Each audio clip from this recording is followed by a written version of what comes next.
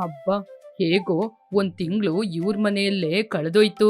ಅದು ಮಾತ್ರ ಅಲ್ಲದೆ ನನ್ನ ಅತ್ತೆ ಮಗಳು ನನಗೋಸ್ಕರ ಒಂದು 10 ದಿನಕ್ಕೆ ಬೇಕಾದಂತಹ ತಿಂಡಿ ತರಕಾರಿ ಎಲ್ಲ ತಂದಿಟ್ಟಿದ್ಲು. ಹೀಗೆ ಮನಸ್ಸಲ್ಲಿ ಆಲೋಚನೆ ಮಾಡಿದ ಪಾಪಯ್ಯ. ರಾಮಯ್ಯ ತನ್ನ ಅತ್ತೆಯ ಮಗಳ ಮನೆಯಿಂದ 2 ಬ್ಯಾಗು ಬೇಕಾದಷ್ಟು ವಸ್ತುಗಳನ್ನ ತಂದ. ಈ ಒಂದು ಬ್ಯಾಗಲ್ಲಿರೋದು 1 ವಾರಕ್ಕೆ ನನಗೆ ಸರಿಯಾಗುತ್ತೆ, ಇನ್ನೊಂದು ಬ್ಯಾಗಲ್ಲಿರೋದು ಈ ಊರಿನವರಿಗೆ ಮಾರಾಟ ಮಾಡ್ತೀನಿ, ನಂಗೆ ಹಣ ಸಿಗುತ್ತೆ. ಇದು ಖಾಲಿಯಾದ ನಂತರ ಇನ್ನೊಂದು ಸಂಬಂಧಿಕರ ಮನೆಗೆ ಹೋಗ್ತೀನಿ. ಹಾಗೆ ಅಂತ ಸಂತೋಷದಿಂದ ಹೊರಟ. ತಿಂಡಿಗಳನ್ನು ಮನೆಯ ಮುಂದೆ ಆಲದ ಮರದ ಕೆಳಗೆ ಇಟ್ಟು ಮಾರಾಟ ಮಾಡಲಾರಂಭಿಸಿದ. ಬನ್ನಿ ಅಮ್ಮ ಬನ್ನಿ, ರುಚಿಕರವಾದ ಕಜಾಯ, ಬಿಸಿ ಬಿಸಿಯಾದ ಚಕ್ಕುಲಿ ಎಲ್ಲವೂ ತಾಜಾವಾಗಿದೆ, ಬನ್ನಿ ಅಮ್ಮ ಬನ್ನಿ. ಹೀಗೆ ಪಾಪಯ್ಯ ಮನೆ ಮುಂದೆ ಇಟ್ಟು ವ್ಯಾಪಾರ ಮಾಡ್ತಾ ಇರುವಾಗ ಅಲ್ಲಿಗೆ ಪಾರ್ವತಿ ಬಂದ್ಲು. ಏನ್ ಪಾಪಯ್ಯ, ಹೊಸ ವ್ಯಾಪಾರವನ್ನು ಆರಂಭಿಸಿರುವಾಗಿದೆ? ಅದೇ ಅಕ್ಕ, ಮೊನ್ನೆ ನನ್ನ ಸಂಬಂಧಿಕರ ಮನೆಗೆ ಹೋಗಿದ್ದೆ ಅಲ್ವಾ?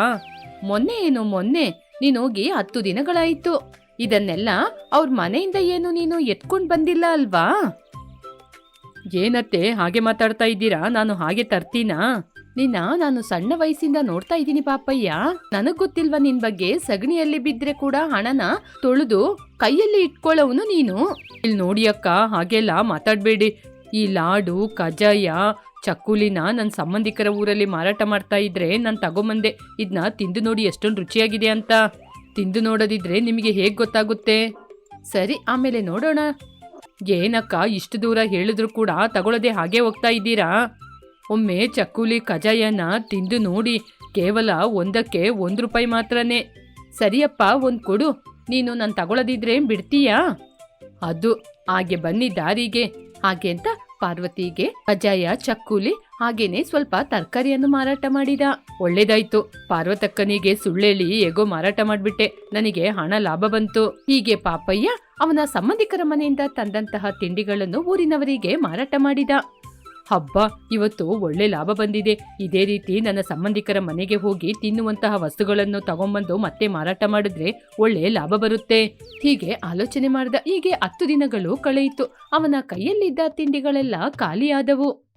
ಮನೆಯಲ್ಲಿರುವ ತರಕಾರಿ ತಿಂಡಿಗಳೆಲ್ಲ ಖಾಲಿಯಾಯಿತು. ಇನ್ನು ಇನ್ನೊಬ್ಬರ ಸಂಬಂಧಿಕರ ಮನೆಗೆ ಹೋಗುವ ಸಮಯ ಬಂತು. ಇವಾಗ ನಾನು ಯಾರ ಮನೆಗೆ ಹೋಗೋದು? ಹೀಗೆ ಮತ್ತೆ ಯಾರ ಮನೆಗೆ ಹೋಗೋದು ಅಂತ ಆಲೋಚನೆ ಮಾಡ್ಕೊಂಡಿದ್ದ. ನಮ್ ತಾಯಿಯ ದೂರದ ಸಂಬಂಧಿಕರಾದ ರಂಗಮ್ಮ ಅತ್ತೆ ಇದ್ದಾರಲ್ವಾ, ಅವ್ರ ಮಗ ಇವಾಗಷ್ಟೇ ಪಟ್ನಕ್ಕೆ ಹೋಗಿ ಅಲ್ಲಿ ಏನೋ ವ್ಯಾಪಾರ ಮಾಡ್ತಾ ಇದ್ದಾನಂತಲ್ಲ. ಅವನ್ ಮನೆಗೆ ಹೋಗಿ ಒಂದು 10 ದಿನ ಇರೋದು, ಆಮೇಲೆ ರಂಗಮ್ಮ ಅತ್ತೆ ಮನೆಗೆ ಹೋಗ್ಬೇಕು. ಹೀಗೆ ಮನಸ್ಸಲ್ಲಿ ಆಲೋಚನೆ ಮಾಡ್ತಾ ಇರುವಾಗ ಯಾರೋ ಬಾಗಿಲು ತಟ್ಟುವ ಶಬ್ದ ಅವನಿಗೆ ಕೇಳಿಸಿತು. ಯಾರೋ ಬಂದಿರುವ ಹಾಗಿದೆ. ಹಣದ ಪೆಟ್ಟಿಗೆ ಇಲ್ಲೇ ಇದೆ, ಇದನ್ನ ಮೊದಲು ತೆಗ್ದಿಡ್ಬೇಕು. ಹಾಗೆ ಅಂತ ಆಲೋಚನೆ ಮಾಡಿ ಹಣದ ಪೆಟ್ಟಿಗೆಯನ್ನು ಮಂಚದ ಕೆಳಗೆ ಇಟ್ಟ. ಹೌದು, ನನ್ ಮನೆಗೆ ಯಾರು ಬಂದಿರ್ತಾರೆ? ನನಗೆ ಗೊತ್ತಿರುವ ಹಾಗೆ ಪಕ್ಕದ ಮನೆ ಪಾರ್ವತಕ್ಕನೆ ನಮ್ಮ ಮನೆಗೆ ಬರ್ತಾರೆ, ಇನ್ನು ಬೇರೆ ಯಾರು ಬರ್ತಾರೆ? ಸರಿ ಅಂತ ಹೋಗಿ ಬಾಗಿಲನ್ನು ತೆರೆದ. ಅಷ್ಟೇ, ಶಾಕ್ ಆಗಿ ಅಲ್ಲೇ ನಿಂತುಕೊಂಡ. ರಂಗಮ್ಮ ಅತ್ತೆ, ನೀವೇನು ಇಲ್ಲಿಗೆ ಬಂದಿದ್ದೀರಾ? ನಾನೇ ನಿಮ್ ಮನೆಗೆ ಬರೋಣ ಅಂತ ನೋಡ್ತಾ ಇದ್ರೆ ನೀವು ಇಲ್ಲಿಗೆ ಬಂದಿದ್ದೀರಾ? ಏನೋ, ಬಂದ ಸಂಬಂಧಿಕರನ್ನ ಬಾಗಿಲಲ್ಲಿ ನಿಲ್ಸಿ ಈ ರೀತಿನೇ ಮಾತಾಡದ? ಮನೆಯೊಳಗೆ ಕರೆಯದಿಲ್ವಾ? ಅಯ್ಯೋ, ಈ ಮುದುಕಿ ಮನೆಗೆ ಬಂದ ಸಂಬಂಧಿಕರು ಅಂತ ಇದೆ. ರಂಗಮ್ಮ ಅತ್ತೆ, ಬನ್ನಿ, ನಿಮ್ ಮಗ ಪಟ್ನದಲ್ಲಿದ್ದಾನಂತಲ್ವಾ, ಅವನ್ ಮನೆಗೆ ಹೊರಡೋಣ. ಅಯ್ಯೋ, ಅವ್ರನ್ನ ನೋಡ್ಬೇಕಂದ್ರೆ ಯಾಕಪ್ಪ ನೀನು ಪಟ್ನಕ್ಕೆ ಹೋಗ್ಬೇಕು? ಅಲ್ಲಿ ನೋಡೋ, ನನ್ ಮಗ, ಸೊಸೆ ಎಲ್ಲರೂ ಬಂದಿದ್ದಾರೆ. ಹಾಗೆ ಅಂತ ಹೇಳಿದಾಗ ಪಾಪಯ್ಯನಿಗೆ ಅವರನ್ನು ನೋಡಿ ತಲೆ ಕೆಟ್ಟೋದಂಗಾಯಿತು. ನೀವೇನು ನನ್ನ ಹುಡ್ಕೊಂಡ್ ಬಂದಿದ್ದೀರಾ?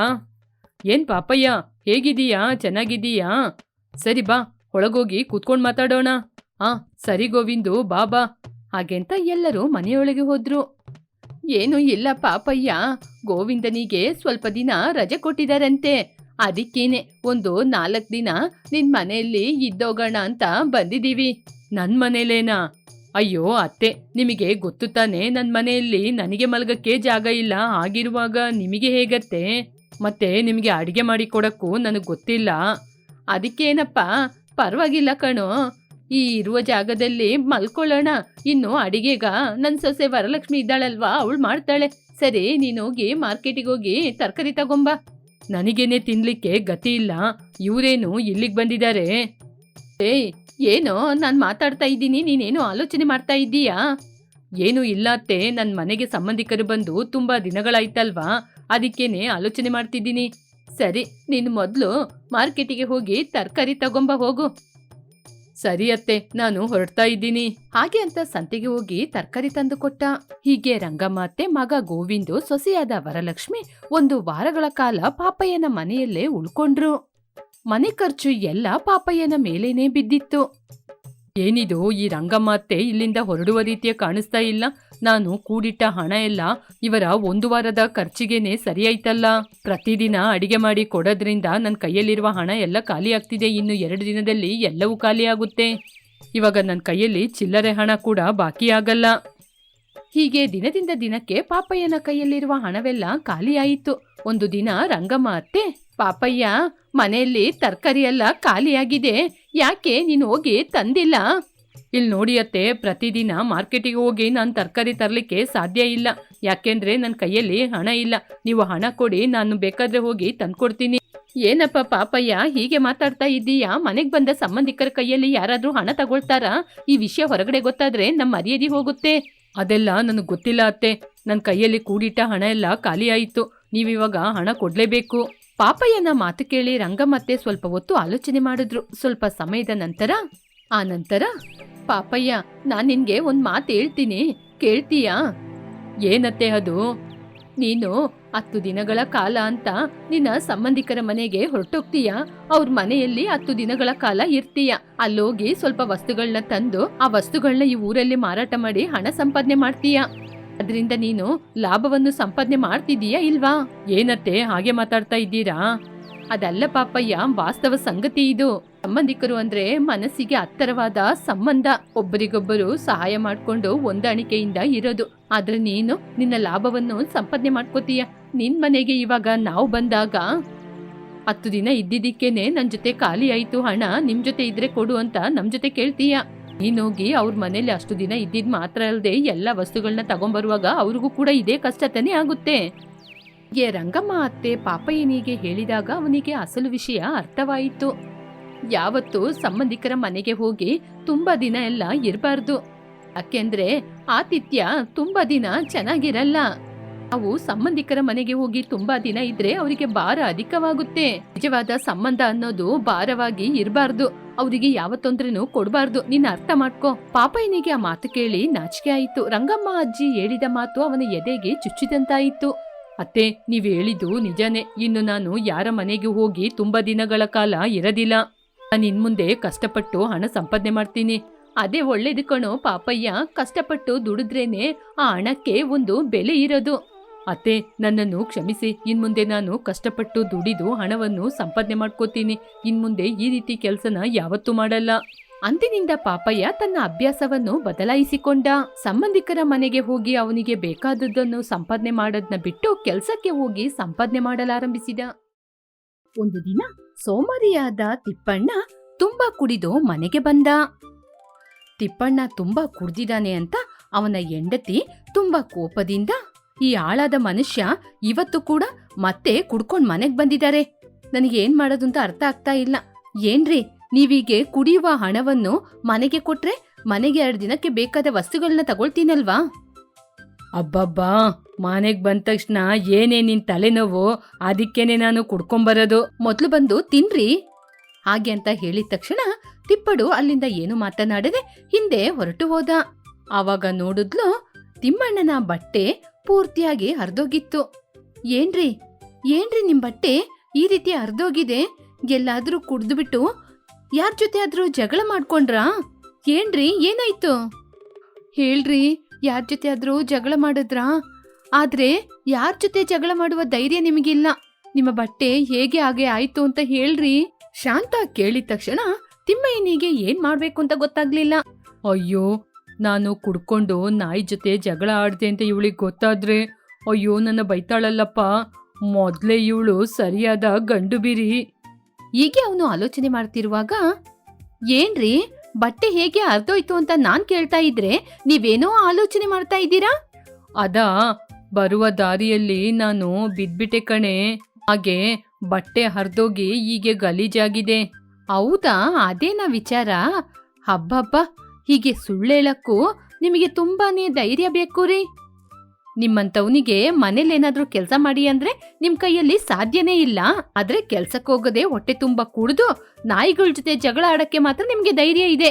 ನನ್ನ ತಲೆಯಲ್ಲಿರುವ ಹಣೆ ಬರಹ ಇಷ್ಟೇ. ನಿಮ್ಮ ಸೋಮಾರಿತನ ದರಿದ್ರ ನನ್ನ ತಲೆಯಲ್ಲಿ ಸುತ್ಕೊಂಡಿದೆ. ಇಷ್ಟು ದೊಡ್ಡವನಾಗಿ ಬೆಳ್ಕೊಂಡು ಕುಡ್ದು ಕುಡ್ದು ಹಾಳಾಗಿ ರಸ್ತೆಯಲ್ಲಿ ಇರೋರ್ ಜೊತೆ ಜಗಳ ಮಾಡ್ಕೊಂಡು ನಾಯಿ ಬಾಯಿಗೆ ಬಿದ್ದು ಬರ್ತಿರಲ್ವ ನೀವು. ಏಯ್, ಯಾಕೆನೆ ಬೈತೀಯಾ? ನೀನ್ ಊಟ ಬೇಡ ಏನು ಬೇಡ, ನಾನು ಹೋಗಿ ಮಲ್ಕೋತೀನಿ. ಹೊರಗಡೆ ಹೋಗಿ ಗಂಡ್ಸಾಗಿ 4 ರೂಪಾಯಿ ಸಂಪಾದನೆ ಮಾಡಕ್ಕೆ ಮಾತ್ರ ಆಗಲ್ಲ. ಹೊರಗಡೆ ಹೋಗಿ ಕುಡ್ಕೊಂಡು ಕುಡಿಯಕ್ಕೆ ಹಣ ಇಲ್ಲದಿದ್ರೆ ಹೊಲನ ಮಾರಿ ಕುಡಿತಾರೆ. ಅಯ್ಯೋ ದೇವ್ರೆ, ಇಂಥ ಮನುಷ್ಯನ್ ಜೊತೆ ನನ್ ಜೀವನ ಹೇಗಪ್ಪ ಸಾಗ್ಸೋದು? ನನ್ ಜೀವನ ಹಾಳೆ. ಹಬ್ಬಬ್ಬಾ, ಈ ರೀತಿ ಅರ್ಥ ಇಲ್ಲದ ಮಾತು. ಅಯ್ಯೋ ದೇವ್ರೆ, ಇನ್ನು ಇದು ಎಷ್ಟು ದಿನ? ಹೀಗೆ ತಿಮ್ಮಣ್ಣ ಅವನ ಮನಸ್ಸಲ್ಲಿ ಆಲೋಚನೆ ಮಾಡ್ತಿದ್ಲು. ಆದ್ರೂ ಶಾಂತ ಅವನನ್ನು ಬೈಯದ್ನ ಬಿಡ್ಲೇ ಇಲ್ಲ. ತಿಪ್ಪಣ್ಣ ಹೆಂಡತಿ ಜೊತೆ ಬೈಗುಳ ತಿನ್ಕೊಂಡು ಹಾಗೇನೆ ಮಲ್ಕೊಂಡ. ಹೀಗೆ ಆ ದಿನ ಕಳೆಯಿತು. ಈ ಕಡೆ ಊರಿನ ಅಧ್ಯಕ್ಷರ ಮನೆ ಮುಂದೆ ಊರಿನ ಅಧ್ಯಕ್ಷರಿಗೂ ಮೇಸ್ಟ್ರಿಗೂ ಒಂದು ವಿವಾದವಾಗ್ತಿತ್ತು. ಅಯ್ಯ, ಊರಲ್ಲಿ ಅರ್ಧಕ್ಕೆ ಅರ್ಧ ಜನ ಸೋಮಾರಿಗಳಿದ್ದಾರೆ. ಮೊನ್ನೆ ದಿನ ಪಕ್ಕದೂರಲ್ಲಿ ಒಂದು ವಿಚಾರದ ಬಗ್ಗೆ ಮಾತಾಡಕ್ಕೆ ಹೋದಾಗ ಆ ಊರಲ್ಲಿ ನಮ್ಮ ಊರಲ್ಲಿ ತುಂಬಾ ಸೋಮಾರಿಗಳಿದ್ದಾರೆ ಅಂತ ನಮ್ಮ ಊರಿನ ಬಗ್ಗೆ ಮಾತಾಡ್ತಾ ಇದ್ರು. ಇವಾಗ ಏನ್ ಮಾಡೋದು ಮಾಸ್ಟ್ರೇ? ನಮ್ಮ ಊರು ಹೀಗೇನೆ ಇದ್ರೆ ನಮ್ಮ ಊರಿನಲ್ಲಿ ಸೋಮಾರಿಗಳೇ ಜಾಸ್ತಿ ಆಗ್ತಾರೆ. ಆದ್ರಿಂದ ಸೋಮಾರಿಗಳನ್ನ ನಮ್ಮ ಊರಿಂದ ಹೊರಗಡೆ ಕಳಿಸಿದ್ರೆ ಹೇಗೆ? ಏನ್ ಹೇಳ್ತೀರಾ ಮೇಸ್ಟ್ರೇ? ಈ ವಿಷಯವನ್ನು ಊರೊಳಗೆ ಡಂಗೂರ ಸಾರಿಸ್ತೀನಿ. ಹಾಗೆಂತ ಆ ವಿಷಯವನ್ನು ಊರೊಳಗೆ ಡಂಗೂರ ಸಾರಿಸಿದ್ರು. ಹೀಗೆ ಡಂಗೂರ ಸಾರಿಸುವ ಕನಕಯ್ಯ, ಹೇಳ್ರಪ್ಪೋ ಕೇಳ್ಕೊಳ್ಳಿ, ಊರಿನ ಅಧ್ಯಕ್ಷರು ಮೇಸ್ಟ್ರು ಇಬ್ರು ಸೇರಿ ತೆಗೆದುಕೊಂಡ ತೀರ್ಮಾನ ಏನಂದ್ರೆ, ಈ ದಿನದಿಂದ ಊರಲ್ಲಿ ಯಾರು ಕೆಲಸಕ್ಕೆ ಹೋಗದೇನೆ ಮನೆಯಲ್ಲಿ ಸೋಮಾರಿಯಾಗಿ ಇದ್ದಾರೋ ಅವರನ್ನು ಈ ಊರಿಂದ ಹೊರಗೆ ಕಳಿಸ್ತಾರಪ್ಪೋ. ಊರಿನ ಜನರೆಲ್ಲ ಇದನ್ನ ಗಮನ ಇಟ್ಟು ಕೇಳ್ಕೊಳ್ಳಿ. ಈ ಊರಲ್ಲಿ ಯಾರೆಲ್ಲ ಬದಲಾಗಬೇಕು ಅನ್ಕೊಂಡಿದ್ದೀರೋ ಅಂಥವರಿಗೆ ಒಂದು ಅವಕಾಶ ಕೊಡ್ತೀವಿ. ಅಂಥವ್ರು ಯಾರಾದ್ರೂ ಇದ್ರೆ ಊರಿನ ದೊಡ್ಡ ಮನುಷ್ಯರ ಜೊತೆ ಹೋಗಿ ಮಾತಾಡ್ರಪ್ಪೋ. ಆ ಮಾತುಗಳನ್ನು ಕೇಳಿಸಿಕೊಂಡ ತಿಪ್ಪಣ್ಣನ ಹೆಂಡತಿ ಶಾಂತ, ಅಯ್ಯೋ ಸೋಮಾರಿ ಗಂಡನೆ, ಆ ಮಾತ್ನ ನಿನ್ ಕಿವಿ ಕೊಟ್ಟು ಕೇಳಿದೀಯಾ ಇಲ್ವಾ? ಇವಾಗ್ಲಾದ್ರೂ ಒಬ್ಬ ಮನುಷ್ಯನಾಗಿ ಬದಲಾಗಿ ಕೆಲ್ಸಕ್ಕೆ ಹೋಗ್ತೀಯಾ, ಇಲ್ಲ ಸೋಮಾರಿಯಾಗಿ ಇದ್ಕೊಂಡೆ ನಮ್ಮ ಊರಿನ ಅಧ್ಯಕ್ಷರ ಜೊತೆಯಿಂದ ಪೆಟ್ಟು ತಿಂದು ಹೊರಗೋಗ್ತೀಯಾ? ಅಯ್ಯೋ ಏನೇ ಬೆಳಿಗ್ಗೆ ಬೆಳಿಗ್ಗೆ ನಿನ್ ರಾಮಾಯಣ ಏನೇ ಬೊಗಳಿದ್ದಾರೆ? ಏನು ಡಂಗೂರ ಸಾರಿಸಿದ್ರು ಅಂತ ಕೇಳ್ತಾ ಇದ್ದೀರಾ? ಈ ಊರೊಳಗೆ ಸೋಮಾರಿಗಳು ಯಾರಾದ್ರೂ ಇದ್ರೆ ಅವ್ರನ್ನ ಈ ಊರಿಂದ ಆಚೆ ಕಳಿಸ್ತಾರಂತೆ. ನೀವು ಪ್ರತಿದಿನ ಕುಡ್ಕೊಂಡ್ ಬಂದು ಹಾಗೇನೆ ಮಲ್ಕೋತೀರಲ್ವಾ?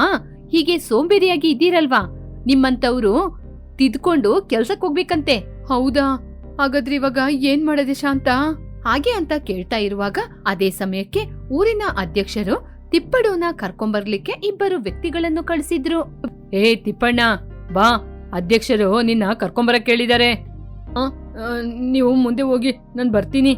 ಅದೆಲ್ಲ ಆಗೋದಿಲ್ಲ, ಯಜಮಾನ್ರು ಹೇಳಿದ್ದಾರೆ ನಿನ್ನ ಜೊತೆಗೇನೆ ಎಳ್ಕೊಂಡ್ ಬರ್ಲಿಕ್ಕೆ. ಆ ಕಡೆ ಒಬ್ಬ ಈ ಕಡೆ ಒಬ್ಬ ಅಂತ ತಿಪ್ಪಣ್ಣನನ್ನು ಎಳ್ಕೊಂಡು ಅಧ್ಯಕ್ಷರ ಬಳಿ ಹೋದ್ರು. ಹೀಗೆ ಸ್ವಲ್ಪ ಸಮಯದಲ್ಲೇ ಅವರ ಮನೆ ಮುಂದೆ ಹೋಗಿದ್ದ. ಲೇ ತಿಮ್ಮಣ್ಣ, ನಿನ್ನೆ ರಾತ್ರಿ ನೀನ್ ಮಾಡಿದ ಕೆಲಸ ಏನು? ಅಯ್ಯ, ನಾನೇನು ಮಾಡಿಲ್ಲಯ್ಯ. ಊರೊಳಗೆ ಹುಲಿ ಬಂದಿದೆ ಅಂತ ಕಾಪಾಡಿ ಅಂತ ಕಿರ್ಚ್ಕೊಂಡು ನಾನು ಆ ಕಡೆ ಬಂದಿದ್ದೆ ಕಣೋ. ಆವಾಗ ಗೊತ್ತಾಯ್ತು ನೀನ್ ಮಾಡಿರುವ ಕೆಲಸ. ಹುಲಿಯನ್ನೇ ನೀನು ಹಾಗೆ ಓಡಿಸಿದೀಯಾ ಅಂದ್ರೆ ನೀನು ಎಷ್ಟು ದೊಡ್ಡ ವೀರ ಕಣೋ. ನಿನ್ನಂಥವ್ರು ಈ ಊರಲ್ಲಿ ಇದ್ದೀರಾ ಅಂದ್ರೆ ನನಗೆ ಗರ್ವವಾಗಿದೆ. ಏನು, ನಿನ್ನೆ ರಾತ್ರಿ ನಾನು ಹುಲಿ ಜೊತೆ ಜಗಳ ಮಾಡಿದ್ನ? ಅಯ್ಯೋ ದೇವ್ರೇ, ನಾನು ನಾಯಿ ಅಂತ ಕುಡ್ದ ಮತ್ತಿನಲ್ಲಿ ಹುಲಿ ಜೊತೆನೆ ಜಗಳ ಮಾಡಿದ್ದೀನಾ? ನನ್ನ ಮೈ ಮೇಲೆ ಹುಲಿಯ ಗುರುತೆ ಇದ್ದಿದ್ದ ನಾಯಿದಲ್ವಾ? ಏನೋ ತಿಪ್ಪಣ್ಣ, ನಾನು ನಿನ್ನ ಇಷ್ಟೊಂದು ಹೊಗಳ್ತಾ ಇದ್ರೆ ನೀನು ಕಿವಿಗೆ ಕೇಳದ ಹಾಗೆ ಏನು ಮಗ್ನನಾಗಿ ನಿಂತಿದೀಯಾ? ಅಯ್ಯ, ಅದು ಏನು ಇಲ್ಲಯ್ಯ. ನಿನ್ನೆ ರಾತ್ರಿ ಆ ಕಡೆ ಹೋಗ್ತಾ ಇದ್ನ, ಅವಾಗ ಹುಲಿ ನೋಡ್ದೆ. ಅದಕ್ಕೇನೆ ಅದನ್ನ ಅಲ್ಲಿಂದ ಓಡ್ಸೋಣ ಅಂತ 2 ಏಟು ಬಾರಿಸ್ದೆ. ಅವಾಗ್ಲೇ ನನ್ನ ಮೇಲೆ ಈ ಗಾಯಗಳಾಗಿದ್ದು. ಇಲ್ಲಿ ನೋಡಿ ಹಾಗೆಂತ ಅವನ ಬೆನ್ನ ಮೇಲೆ ಇದ್ದ ಗುರುತುಗಳನ್ನು ತೋರಿಸಿದ. ಸಭಾಷ್ ಕಣೋ ತಿಮ್ಮಣ್ಣ, ನಮ್ಮ ಊರಲ್ಲಿ ತುಂಬಾ ಜನ ಸೋಮಾರಿಗಳಿದ್ದಾರೆ. ಅವರಿಗೆ ಒಂದು ಅವಕಾಶ ಕೊಡ್ತಾ ಇದ್ದೀನಿ. ಇಂದಿನಿಂದ ಸೋಮಾರಿಗಳಿಗೆ ನೀನೇ ಸರಿಯಾದ ಗುರು. ನೀನೇ ಅವರಿಗೆ ಪಾಠವನ್ನು ಕಲಿಸಿ ಪ್ರತಿಭಾವಂತರಾಗಿ ಮಾಡಬೇಕು. ಪ್ರತಿದಿನ ನಿನಗೆ ಸಂಬಳ ಹಾಕಿ ಕೊಡ್ತೀನಿ. ಸರಿ ಅಯ್ಯ. ಹೀಗೆ ಊರಿನ ಅಧ್ಯಕ್ಷರು ತಿಮ್ಮಣ್ಣನನ್ನು ಕರೆದು ಊರಿನ ಸೋಮಾರಿಗಳ ಜವಾಬ್ದಾರಿಯನ್ನು ಅವನ ಕೈಯಲ್ಲಿ ಒಪ್ಪಿಸಿದ. ತಿಮ್ಮಣ್ಣ ನಡೆದ ವಿಚಾರವನ್ನೆಲ್ಲ ಅವನ ಹೆಂಡತಿ ಜೊತೆ ಹೇಳಿದ. ಅಯ್ಯೋ ಅಯ್ಯೋ ಅಯ್ಯೋ, ಹೌದಾ? ನೀವು ನಿನ್ನೆ ರಾತ್ರಿ ಕಂಠಪೂರ್ತಿ ಕುಡಿದ ಮತ್ತಿನಲ್ಲೇ ಹಾಗೆ ಮಾಡಿದೀರಾ. ಇಲ್ಲದಿದ್ರೆ ನಿಮಗೆ ಅಷ್ಟೊಂದು ಧೈರ್ಯ ಎಲ್ಲಿಂದರಿ ಬಂತು? ಏನಾದ್ರೂ ಒಂದು ಕೆಲಸ ಹೇಳಿದ್ರೆ ಸೋಮಾರಿ ವೀರ, ನಿದ್ರೆ ಮಾಡುವ ವೀರ, ಕುಡಿಯುವಂತಹ ವೀರ. ಶಾಂತ, ಇವಾಗ ನೋಡೆ ನನ್ನ ವೀರತನವನ್ನು. ಸೋಮಾರಿಗಳಿಗೆ ನಾನೇ ದೊಡ್ಡ ನಾಯಕ. ಅಯ್ಯ ನನಗೆ ಪ್ರತಿದಿನ ಸಂಬಳ ಹಾಕಿ ಕೊಡ್ತೀನಿ ಅಂದಿದ್ದಾರೆ. ಹೀಗೆ ಮನೆಯೊಳಗೆ ಗಂಡ ಹೆಂಡತಿ ಇಬ್ರು ಮಾತಾಡ್ತಾ ಇರುವಾಗ ಬಾಗಿಲಲ್ಲಿ ನಿಂತು ಕೇಳಿಸ್ಕೊಳ್ತಾ ಇದ್ದ ಸೋಮಾರಿಗಳಲ್ಲಿ ಒಬ್ಬ ಸೋಮಯ್ಯ ನೋಡ್ದಾನು ತಿಮ್ಮಣ್ಣನ ಹೆಂಡತಿ ಅವ್ರನ್ನ ಹೇಗೆ ಹೊಗಳ್ತಾ ಇದ್ದಾರೆ ಅಂತ. ಶಾಂತ ಬೈತಾನೆ ಹೊಗಳ್ತಾ ಇದ್ದಾಳೆ ಅನ್ನುವುದು ಅವರಿಗೆ ಅರ್ಥವಾಗಲಿಲ್ಲ. ಒಂದು ದಿನ ಊರೊಳಗೆ ಕಳ್ಳರು ಬಂದಿದ್ದಾರೆ ಎಂಬ ವಿಚಾರವನ್ನು ತಿಳಿದುಕೊಂಡ ಅಧ್ಯಕ್ಷರು, ಲೇ ತಿಮ್ಮಣ್ಣ, ಎಲ್ಲರಿಗೂ ಧೈರ್ಯ, ಕಳ್ಳ ಬಂದ್ರೆ ಹೇಗೆ ಹಿಡಿಬೇಕು ಅಂತ ಎಲ್ಲವನ್ನೂ ಹೇಳಿಕೊಡು. ಅಯ್ಯ, ಎಲ್ರಿಗೂ ಹೇಳ್ಕೊಟ್ಟಿದ್ದೀನಿ. ಹೌದಾ, ಸರಿ. ಇವತ್ತಿಂದ ಸೋಮಾರಿಗಳನ್ನು ಕರ್ಕೊಂಡೋಗಿ ಊರಿನ ಆಚೆ ಇರು. ಸರಿ ಅಯ್ಯ. ಲೇ ಬಂಡ್ರೋ, ಇವತ್ತಿಂದ ನಮ್ಮ ಊರೊಳಗೆ ಕಳ್ಳರು ಬಾರದ ಹಾಗೆ ನೋಡ್ಕೊಳ್ಳುವ ಕೆಲ್ಸ. ಹಾಗೆ ಅಂತ ಹೇಳಿ ಊರಿನ ಕಾಡಿನ ಭಾಗಕ್ಕೆ ಬಂದ. ಅಯ್ಯೋ, ಅವತ್ತೇನೋ ಕುಡ್ದ ಮತ್ತಲ್ಲಿ ಹುಲಿ ಜೊತೆ ಜಗಳ ಮಾಡಿದೆ. ಆದ್ರೆ ಇವಾಗ ಏನಪ್ಪ ಮಾಡೋದು? ಇಲ್ಲಿ ನೋಡ್ರೋ, ಎಲ್ಲರೂ ಆ ಮರದ ಮೇಲೆ ಹತ್ತಿ ಮಲ್ಕೊಳ್ಳಿ. ನಿಮಗೇನಾದ್ರೂ ಹೆಚ್ಚು ಕಡಿಮೆ ಆದ್ರೆ ನನ್ನಿಂದ ನೋಡ್ಕೊಂಡು ಸುಮ್ಮನೆ ಇರಕ್ಕಾಗಲ್ಲ. ಎಲ್ಲರೋಗಿ ನೆಮ್ಮದಿಯಾಗಿ ನಿದ್ರೆ ಮಾಡಿ. ಹಾಗೆಂತ ಹೇಳಿದ. ಇದನ್ನೆಲ್ಲ ದೂರದಿಂದ ಅಧ್ಯಕ್ಷರು ಮೇಷ್ಟ್ರು ನೋಡ್ತಾ ಇದ್ರು. ನೋಡಿದ್ರ ಮೇಷ್ಟ್ರೆ, ತಿಮ್ಮಣ್ಣ ಎಷ್ಟು ದೊಡ್ಡ ಬುದ್ಧಿವಂತ ಅಂತ ಕಳ್ಳರನ್ನು ಹಿಡಿಯಲು ಏನೋ ಉಪಾಯ ಮಾಡಿದಾನೆ. ಸರಿ ಅಯ್ಯ, ಏನ್ ನಡೀತದೆ ಅಂತ ನೋಡೋಣ. ಹಾಗೆ ಅಂತ ಇಬ್ಬರು ತೀರ್ಮಾನ ಮಾಡಿ ದೂರದಲ್ಲೇ ನಿಂತು ಅವನನ್ನು ನೋಡ್ತಾನೆ ನಿಂತಿದ್ರು. ಸ್ವಲ್ಪ ಹೊತ್ತಲ್ಲೇ ಅಲ್ಲಿಗೆ ಕಳ್ಳರು ಬಂದ್ರು. ತಿಮ್ಮಣ್ಣ ಮಲ್ಕೊಂಡಿರೋದ್ನ ನೋಡಿದ ಕಳ್ಳನಾದ ನಾಗಪ್ಪ, ಲೇ, ಈ ಊರಿನ ವೀರ ಇವನೇ ಆಗಿರ್ಬೇಕು. ಆದ್ರೆ ನಾವು ಬರ್ತೀವಿ ಅಂತ ಗೊತ್ತಿದ್ದು ಎಷ್ಟು ಧೈರ್ಯವಾಗಿ ಮಲಗಿದಾನೆ ನೋಡ್ದ. ಇವನು ಏನೋ ಉಪಾಯ ಮಾಡ್ಕೊಂಡೆ ಮಲಗಿದಾನೆ. ನಾವು ಒಂದು ಹೊರಟೋಗ್ಬೇಕು ಅಥವಾ ಹುಷಾರಾಗಿ ಇರ್ಬೇಕು. ಹೀಗೆ ಅವರಿಬ್ಬರು ನೋಡ್ತಾ ಇದ್ದಂಗೆ ತಿಮ್ಮಣ್ಣ ಎದ್ದೇ ಬಿಟ್ಟ. ಅವರಿಬ್ಬರು ತಿಮ್ಮಣ್ಣನನ್ನು ನೋಡಿ ಹೆದರ್ಕೊಂಡು ಅವನ ಜೊತೆ ಕ್ಷಮೆ ಕೇಳಲು ಹೋಗಿ ಕ್ಷಮೆಯನ್ನು ಕೂಡ ಕೇಳಿದ್ರು. ತಿಮ್ಮಣ್ಣ ಅವರನ್ನು ನೋಡಿ ಕಿರುಚಿದ. ಭಯಕ್ಕೆ ಮರದ ಮೇಲೆ ಮಲಗಿದ್ದ ಸೋಮಾರಿಗಳು ಕಳ್ಳರ ಮೇಲೆ ಬಿದ್ರು. ಊರಿನ ಜನರೆಲ್ಲ ಕಳ್ಳರನ್ನು ಹಿಡ್ಕೊಂಡ್ರು. ಈ ಒಂದು ಸಣ್ಣ ಘಟನೆಯಿಂದ ತಿಮ್ಮಣ್ಣನ ಜೀವನವೇ ಬದಲಾಯಿತು. ಊರಿನ ಜನರೆಲ್ಲ ತಿಮ್ಮಣ್ಣನನ್ನು ಸೋಮಾರಿ ವೀರ ಅಂತ ಹೊಗಳ್ತಾ ಇದ್ರು.